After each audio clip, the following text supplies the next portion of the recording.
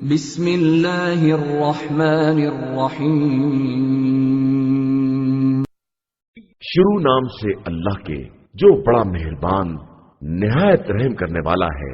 حامیم، اس روشن کتاب کی قسم، بے شک ہم نے اسے عربی قرآن قرار دیا ہے تاکہ تم سمجھ سکو، اور یہ ہمارے پاس لوح محفوظ میں نہایت درجہ بلند اور پراس حکمت کتاب ہے۔ اور کیا ہم تم لوگوں کو نصیحت کرنے سے صرف اس لیے کنارہ کشی اختیار کر لیں کہ تم زیادتی کرنے والے ہو؟ اور ہم نے تم سے پہلے والی قوموں میں بھی کتنے ہی پیغمبر بھیج دیے ہیں، اور ان میں سے کسی کے پاس کوئی نبی نہیں آیا مگر یہ کہ ان لوگوں نے ان کا مذاق اڑایا، تو ہم نے ان سے زیادہ زبردست لوگوں کو تباہ و برباد کر دیا، اور یہ مثال جاری ہو گئی۔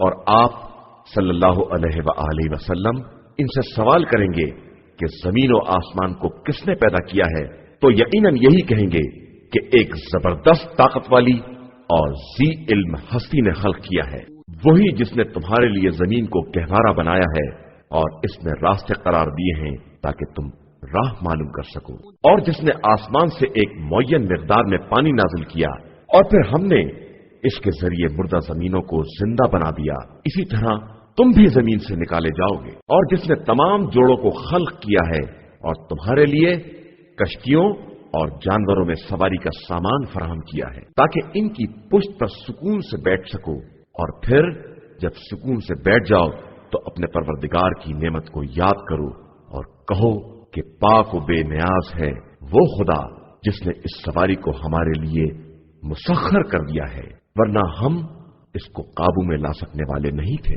اور بہرحال ہم اپنے پروردگار ہی کی بارگاہ میں پلٹ کر جانے والے ہیں، اور ان لوگوں نے پروردگار کے لیے اس کے بندوں میں سے بھی ایک جز اولاد قرار دے دیا کہ انسان یقیناً بڑا کھلا ہوا ناشکرا ہے۔ سچ بتاؤ، کیا خدا نے اپنی تمام مخلوقات میں سے اپنے لیے لڑکیوں کو منتخب کیا ہے اور تمہارے لیے لڑکوں کو پسند کیا ہے؟ اور جب ان میں سے کسی کو اسی لڑکی کی بشارت دی جاتی ہے جو مثال انہوں نے رحمان کے لیے بیان کی ہے، تو اس کا چہرہ سیاہ ہو جاتا ہے اور غصے کے گھونٹ پینے لگتا ہے۔ کیا جس کو زیورات میں پالا جاتا ہے اور وہ جھگڑے کے وقت صحیح بات بھی نہ کر سکے، وہی خدا کی اولاد ہے؟ اور ان لوگوں نے ان ملائکہ کو جو رحمان کے بندے ہیں لڑکی قرار دے دیا ہے، کیا یہ ان کی خلقت کے گواہ ہیں؟ تو عنقریب ان کی گواہی لکھ لی جائے گی اور پھر اس کے بارے میں سوال کیا جائے گا، اور یہ کہتے ہیں کہ خدا چاہتا تو ہم ان کی پرستش نہ کرتے، انہیں اس بات کا کوئی علم نہیں ہے، یہ صرف اندازوں سے بات کرتے ہیں۔ کیا ہم نے اس سے پہلے انہیں کوئی کتاب دی ہے جس سے یہ تمسک کیے ہوئے ہیں؟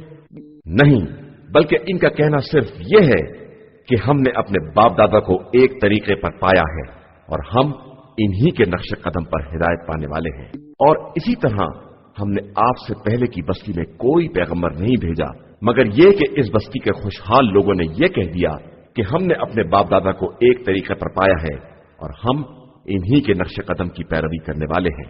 تو پیغمبر صلی اللہ علیہ وآلہ وسلم نے کہا کہ چاہے میں اس سے بہتر پیغام لے آؤں جس پر تم نے اپنے باپ دادا کو پایا ہے، تو انہوں نے جواب دیا کہ ہم تمہارے پیغام کے ماننے والے نہیں ہیں۔ پھر ہم نے ان سے بدلہ لے لیا، تو اب دیکھو کہ تکذیب کرنے والوں کا کیا انجام ہوا ہے۔ اور جب ابراہیم نے اپنے مربی باپ اور اپنی قوم سے کہا کہ میں تمہارے تمام معبودوں سے بری اور بیزار ہوں، علاوہ اس معبود کے کہ جس نے مجھے پیدا کیا ہے، کہ وہی عنقریب مجھے ہدایت دینے والا ہے، اور انہوں نے اس پیغام کو اپنی نسل میں ایک کلمہ واقعہ قرار دے دیا کہ شاید وہ لوگ خدا کی طرف پلٹ آئیں، بلکہ ہم نے ان لوگوں کو اور ان کے بزرگوں کو برابر آرام دیا یہاں تک کہ ان کے پاس حق اور واضح رسول آ گیا، اور جب حق آ گیا تو کہنے لگے کہ یہ تو جادو ہے اور ہم اس کے منکر ہیں، اور یہ کہنے لگے کہ آخر یہ قرآن دونوں بستیوں مکہ و طائف کے کسی بڑے آدمی پر کیوں نہیں نازل کیا گیا ہے؟ تو کیا یہی لوگ رحمت پروردگار کو تقسیم کر رہے ہیں؟ حالانکہ ہم نے ہی ان کے درمیان معیشت کو زندگانی دنیا میں تقسیم کیا ہے اور بعض کو بعض سے اونچا بنایا ہے تاکہ ایک دوسرے سے کام لے سکیں، اور رحمت پروردگار इनके जमा किए हुए मालो मता से कहीं ज्यादा बेहतर है। और अगर ऐसा ना होता तो तमाम लोग एक ही कौम हो जाएंगे, तो हम रहमान का इनकार करने वालों के लिए इनके घर की छतें और सीढ़ियां जिन पर ये चढ़ते हैं सब कुछ चांदी का बना देते, और इनके घर के दरवाजे और वो तख्त जिन पर वो तकिया लगाकर बैठते हैं और सोने के भी। लेकिन ये सब सिर्फ जिंदगानी दुनिया की लज्जत का सामान है, और आखिरत परवरदिगार के नजदीक सिर्फ साहिबाने तकवा के लिए है। और जो शख्स भी अल्लाह के जिक्र की तरफ से अंधा हो जाएगा, हम उसके लिए एक शैतान मुकर्रर कर देंगे जो उसका साथी और हम नशीन होगा। और ये शयातीन इन लोगों को रास्ते से रोकते रहते हैं, और ये यही ख्याल करते हैं कि ये हिदायत याफ्ता है। यहां तक कि जब हमारे पास आएंगे तो कहेंगे कि ए काश हमारे और इनके दरमियान मशरिक और मगरिब का फासला होता, ये तो बड़ा बदतरीन साथी निकला। और ये सारी बातें आज तुम्हारे काम आने वाली नहीं है कि तुम सब अजाब में बराबर के शरीक हो कि तुमने भी जुल्म किया। पैगंबर, क्या आप सल्लल्लाहु अलैहि वसल्लम बहरे को सुना सकते हैं, या अंधे को रास्ता दिखा सकते हैं, या इसे हिदायत दे सकते हैं जो जलाल मुबीन में मुब्तला हो जाए? फिर हम या तो आप सल्लल्लाहु अलैहि वसल्लम को दुनिया से उठा लेंगे, तो हमें तो इनसे बहरहाल बदला लेना है, या फिर अजाब आप सल्लल्लाहु अलैहि वसल्लम को दिखाकर ही नाजिल करेंगे कि हम इसका भी इख्तियार रखने वाले हैं। लिहाजा आप सल्लल्लाहु अलैहि वसल्लम इस हुक्म को मजबूती से पकड़े रहें जिसकी वही की गई है कि यकीनन आप सल्लल्लाहु अलैहि वसल्लम बिल्कुल सीधे रास्ते पर हैं, और ये कुरान आप सल्लल्लाहु अलैहि वसल्लम के लिए और आप सल्लल्लाहु अलैहि वसल्लम की कौम के लिए नसीहत का सामान है। और अनकरीब तुम सबसे बास पुस की जाएगी, और आप सल्लल्लाहु अलैहि वसल्लम इन रसूलों से सवाल करें जिन्हें आप सल्लल्लाहु अलैहि वसल्लम से पहले भेजा गया है, क्या हमने रहमान के अलावा भी खुदा करार दिए हैं जिनकी परस्तिश की जाए? और हमने मूसा को अपनी निशानियों के साथ फिरऔन और इसके रऊसा कौम की तरफ भेजा, तो इन्होंने कहा कि मैं रब्बुल आलमीन की तरफ से रसूल हूं।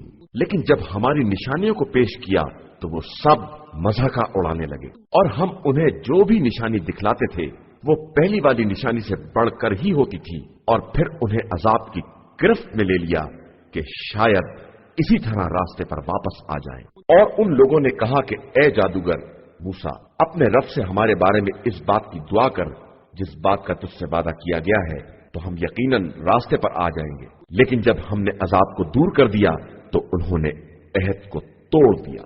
और फिरऔन ने अपनी कौम से पुकार कर कहा, ए कौम, क्या ये मुल्क मिस्र मेरा नहीं है? और क्या ये नहरें जो मेरे कदमों के नीचे जारी हैं, ये सब मेरी नहीं है? फिर तुम्हें क्यों नजर नहीं आ रहा है? क्या मैं इस शख्स से बेहतर नहीं हूं जो पस्त हैसियत का आदमी है और साफ बोल भी नहीं पाता है? फिर क्यों इसके ऊपर सोने के कंगन नहीं नाजिल किए गए, और क्यों इसके साथ मलाइका जमा होकर नहीं आए? बस फिरऔन ने अपनी कौम को सुबुकसर बना दिया, और उन्होंने उसकी अतात कर ली कि वो सब पहले ही से फासिक और बदकार थे। फिर जब इन लोगों ने हमें गजबनाक कर दिया तो हमने इनसे बदला ले लिया, और फिर इन्हीं सबको इकट्ठा गर्क कर दिया। फिर हमने इन्हें गया गुजरा और बाद वालों के लिए एक नमूना इबरत बना दिया। और जब इब्ने मरियम को मिसाल में पेश किया गया तो आपकी कौम शोर मचाने लगी और कहने लगे कि हमारे खुदा बेहतर हैं या वो। और लोगों ने इनकी मिसाल सिर्फ जिद में पेश की थी, और ये सब सिर्फ झगड़ा करने वाले थे। वरना ईसा एक बंदे थे जिन पर हमने नेमतें नाजिल की, और इन्हें बनी इसराइल के लिए अपनी कुदरत का एक नमूना बना दिया। और अगर हम चाहते तो तुम्हारे बदले मलाइका को जमीन में बसने वाला करार दे देते, और बेशक ये कयामत की वाज़ेह दलील है, लिहाजा इसमें शक ना करो और मेरा इत्तबा करो कि यही सीधा रास्ता है। और खबरदार, शैतान तुम्हें राह हक से रोक न दे कि वो तुम्हारा खुला हुआ दुश्मन है। और जब ईसा इनके पास मौजज़ात लेकर आए तो इन्होंने कहा कि मैं तुम्हारे पास हिकमत लेकर आया हूं, और इसलिए कि बास इन मसाइल की वजाहत कर दूं जिनमें तुम्हारे दरमियान इख्तलाफ है, لہذا خدا سے ڈرو اور میری اطاعت کرو۔ اللہ ہی میرا اور تمہارا پروردگار ہے، اور اسی کی عبادت کرو کہ یہی صراط مستقیم ہے۔ تو اقوام نے آپس میں اختلاف شروع کر دیا۔ افسوس ان کے حال پر ہے کہ جنہوں نے ظلم کیا کہ ان کے لیے دردناک دن کا عذاب ہے۔ کیا یہ لوگ صرف اس بات کا انتظار کر رہے ہیں کہ اچانک قیامت آ جائے اور انہیں اس کا شعور بھی نہ ہو سکے؟ آج کے دن صاحبان تقوی کے علاوہ تمام دوست ایک دوسرے کے دشمن ہو جائیں گے۔ میرے بندوں، آج تمہارے لیے نہ خوف ہے اور نہ تم پر حزن و ملال طاری ہوگا۔ یہی وہ لوگ ہیں جنہوں نے ہماری نشانیوں پر ایمان قبول کیا ہے اور ہمارے اطاعت گزار ہو گئے ہیں۔ اب تم سب اپنی بیویوں سمیت اعزاز و احترام کے ساتھ جنت میں داخل ہو جاؤ۔ ان کے گرد سونے کی رکابیوں اور پیالیوں کا دور چلے گا، اور وہاں ان کے لیے وہ تمام چیزیں ہوں گی جن کی دل میں خواہش ہو اور جو آنکھوں کو بھلی لگے، اور تم اس میں ہمیشہ رہنے والے ہو۔ اور یہی وہ جنت ہے جس کا تمہیں ان اعمال کی بنا پر وارث بنایا گیا ہے جو تم انجام دیا کرتے تھے۔ اس میں تمہارے لیے بہت سے میوے ہیں جن میں سے تم کھاؤ گے۔ بے شک مجرمین عذاب جہنم میں ہمیشہ رہنے والے ہیں، ان سے عذاب منقطع نہیں ہوگا اور وہ مایوسی کے عالم میں وہاں رہیں گے۔ اور ہم نے ان پر کوئی ظلم نہیں کیا ہے، یہ تو خود ہی اپنے اوپر ظلم کرنے والے تھے۔ اور وہ آواز دیں گے کہ اے مالک، اگر تمہارا پروردگار ہمیں موت دے دے تو بہت اچھا ہو۔ تو جواب ملے گا کہ تم اب یہی رہنے والے ہو۔ یقیناً ہم تمہارے پاس حق لے کر آئے، لیکن تمہاری اکثریت حق کو ناپسند کرنے والی ہے۔ کیا انہوں نے کسی بات کا محکم ارادہ کر لیا ہے؟ تو ہم بھی یہ کام جانتے ہیں، یا ان کا خیال یہ ہے کہ ہم ان کے راز اور خفیہ باتوں کو نہیں سن سکتے ہیں؟ تو ہم کیا، ہمارے نمائندے سب کچھ لکھ رہے ہیں۔ آپ صلی اللہ علیہ وآلہ وسلم کہہ دیجئے کہ اگر رحمان کا کوئی فرزند ہوتا تو میں سب سے پہلا عبادت گزار ہوں۔ وہ آسمان و زمین اور عرش کا مالک ان کی باتوں سے پاک اور منزہ ہے۔ انہیں ان کے حال پر چھوڑ دیجئے، باتیں بناتے رہیں اور کھیل تماشے میں لگے رہیں، یہاں تک کہ اس دن کا سامنا کریں جس کا وعدہ دیا جا رہا ہے۔ اور وہی وہ ہے جو آسمان میں بھی خدا ہے اور زمین میں بھی خدا ہے، اور وہ صاحب حکمت بھی ہے اور ہر شے سے باخبر بھی ہے۔ اور بابرکت ہے وہ جس کے لیے آسمان و زمین اور اس کے مابین کا ملک ہے، اور اسی کے پاس قیامت کا بھی علم ہے، اور اسی کی طرف تم سب واپس کیے جاؤ گے۔ اور اس کے علاوہ جنہیں یہ لوگ پکارتے ہیں وہ سفارش کا بھی اختیار نہیں رکھتے ہیں، مگر وہ جو سمجھ بوجھ کر حق کی گواہی دینے والے ہیں۔ اور اگر آپ صلی اللہ علیہ وآلہ وسلم ان سے سوال کریں گے کہ خود ان کا خالق کون ہے تو کہیں گے کہ اللہ۔ تو پھر یہ کدھر بہہ کے جا رہے ہیں؟ اور اسی کو اس قول کا بھی علم ہے کہ خدایا یہ وہ قوم ہے جو ایمان لانے والی نہیں ہے، لہذا ان سے منہ موڑ لیجئے اور سلامتی کا پیغام دے دیجئے، پھر عنقریب انہیں سب کچھ معلوم ہو جائے گا۔ صدق اللہ العلی